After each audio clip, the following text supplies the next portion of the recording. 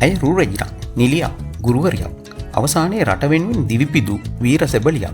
1974 මැයි 2 වෙනිදා උපන් එරේෂා නිල්මිනි සුන්දරත්වය, අධ්‍යාපනය සහ සමාජ සේවය එකට කැටි කරගත් තරුණියක්. ඇය නුගේකොට ශාන්ත ජෝසප් කන්‍යාරාමයෙන් අධ්‍යාපනය ලැබුවා. අඩි 5යි අඟල් 9ක උසකින් යුත් ඇය 1992 මිස් ශ්‍රී ලංකා වර්ල්ඩ් තරගයෙන් අවසාන වටයට තේරුණා. මේ නිසා ටෙලිනාට්‍ය සහ චිත්‍රපටවලටත් ඇයට අවස්ථාව ලැබුණා. නමුත් ඇගේ සැබෑ ආසාව තිබුණේ රටට සේවය කරන්න. ඇය අවසානයේ ශ්‍රී ලංකා යුද හමුදාවට එකතු වුණා. අයදුම්කරුවන් 8000ක් අතරින් කාන්තාවන් 8 දෙනයි තෝරාගත්තේ. ඒ 8 දෙනා අතර එරේෂාත් සිටියා. නමුත් 1997 ජනවාරි 2 වෙනිදා පලාලි ප්‍රදේශයේ ක්‍රියාන්විත රාජකාරී යෙදී සිටියේදී හේමෝ බෝම්බ ප්‍රහාරයකට ලක් වී කෝප්ට්‍රල් එරේෂා නිල්මිනි දිවිපිදුවා. ඒ වන විට ඇගේ වයස අවුරුදු 22ක් පමණයි. රූ රැජිනක් වීමට හැකියාව තිබූ ඇය කලාලෝකයේ ඉදිරියට යාමට හැකියාවක් තිබූ ඇය තෝරාගත්තේ වෙනස් මාවතක්. ඒ තමයි රට.